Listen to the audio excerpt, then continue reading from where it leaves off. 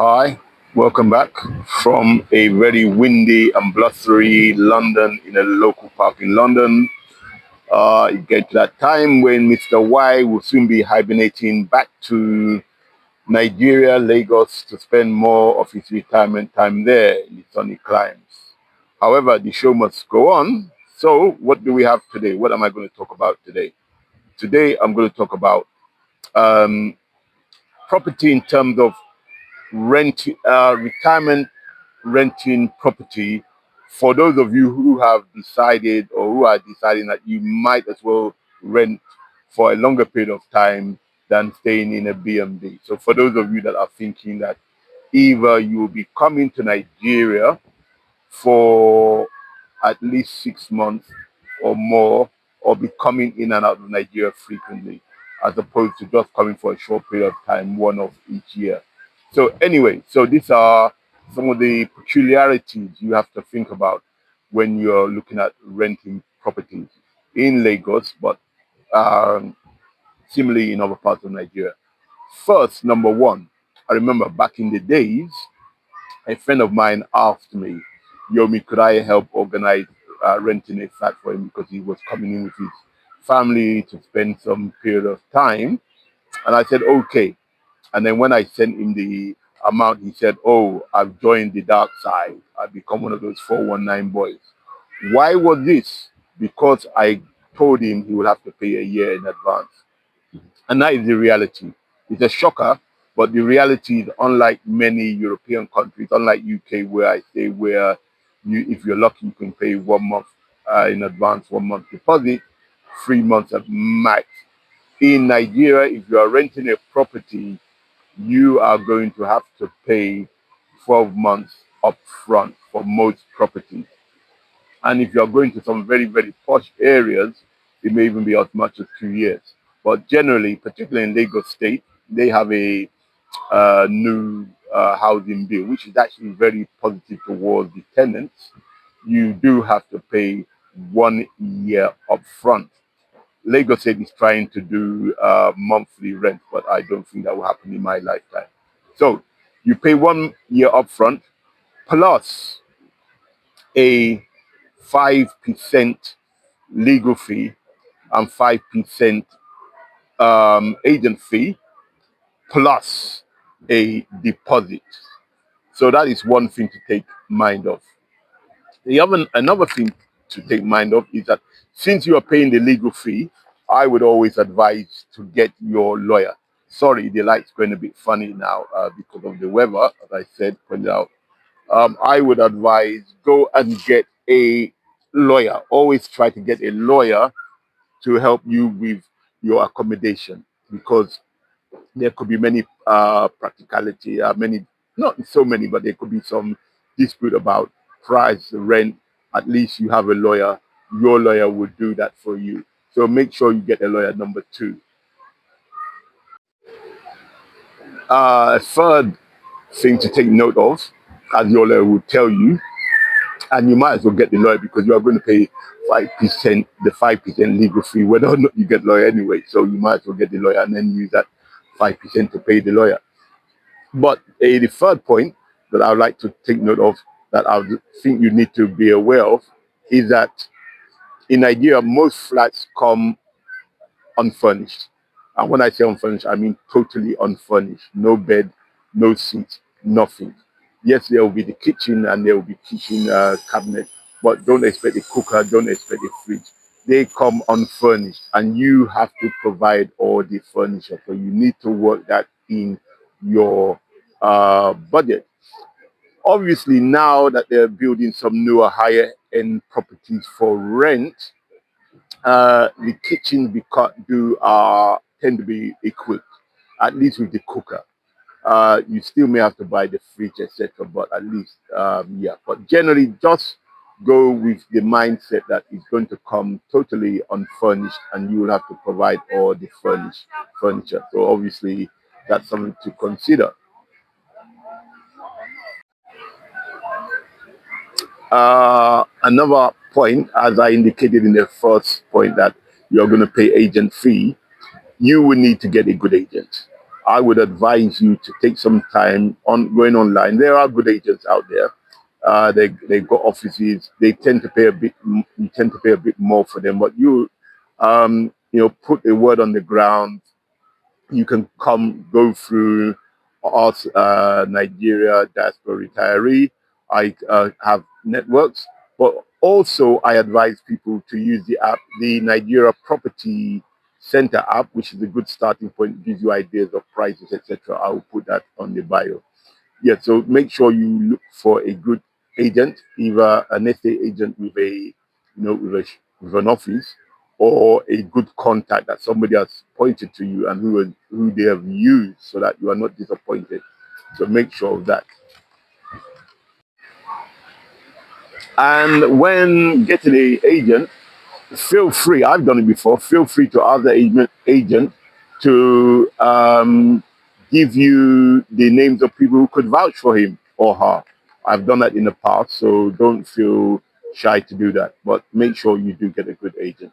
The next point, very important. Somehow you would need to do a flat viewing of the place, either physical by yourself. If, for instance, you've come in and you said, okay, you're going to rent a place, but for the first few weeks you spend time in a hotel and then you start looking around, or you get a friend to um, do a virtual viewing for you, or you ask an organization or a company like us, an individual like us, like myself, who can do a virtual viewing for you. I would be cautious of asking the actual agent you're buying the property from to do a virtual viewing, because sometimes you know that they will view another property, very nice, well, much better property, and then you pay, and then you find out that actually the property they viewed was different. So somehow do a your own physical uh, accommodation viewing, or get the likes of people like us who will do it professionally for you for a affordable fee. We'll do a virtual viewing and show you what is in the flat. Yeah, another important thing to take note is you would need to scope the neighborhood. You, first of all, scope your neighbors from both sides, because what you don't want, the experience I had sometime many years ago, where on both sides the neighbors had massive big generators, old type, lots of noise, lots of gas coming out and just disturbing you at night. So scope your neighbors, and also generally scope your neighborhood, because I assume that you would want to know the type of neighborhood you're around. Is it social? Are there amenities that you need, etc.? And again, if you can come first, that would be a good idea. Get a friend to, if you're not in the country, get a friend to drive around some of the neighborhoods and show you what they look like. Look at some of my posts recently that I've dropped about driving around in the mainland, and I will be doing Lekki later. Or as for a fee, you could ask me to do a scoping video for you in a particular area that you like. Anybody, it's important, I would say, scope the area, because you are going to stay there for a considerable period of time, so you would want to enjoy it. Something important not to forget is in Lagos, and I would say in most parts of Nigeria, the tap-borne water is not drinkable. So you would need to make sure that you have got um, alternatives for drinking water. And one of the biggest thing would be to get a 5 gallon Seaway water dispenser. Buy the pump online so you can pump it down, or you get a water dispenser. But these are all very easy things to get. And in the next, well, not the next, probably the second to next post, I will give you ideas of apps and things you may need to get things that you would need to furnish your house, equip your flat. So, but you need to think of water alternatives, because you wouldn't be able to drink the water. However, the water in most places is good for bathing and washing. So you need to test it whether you actually have pipe borne water that comes out of the showers. And a lot of the good flats even have heaters, water heaters for bathing. So check that out in the shower rooms. Um, on a similar vein, you would probably have to have a backup electricity supply because in Lagos, many parts of Lagos, um, the electricity is erratic to say the least. Um, you would probably need a inverter because it's not necessarily inverter with solar panels. There are some places where you get regular light at a certain period of the day. So the main electricity will power your inverter, and then in the night you can use the inverter to have light, or you may have to get an inverter and a solar panels, or you go for the old-fashioned generator. But you would have to think about your electricity supply, unless you are somebody who could be okay without light. For instance, I remember when I first started going back to Nigeria, I just simply got a lot of those LED lights. So at least I'll charge them in the daytime, and in the evening I have the lights for the reading, moving about the house.